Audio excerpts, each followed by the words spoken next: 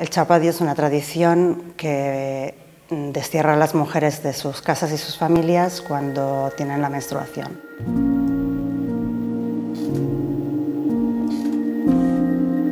Estas cabañas que se llaman chaugot,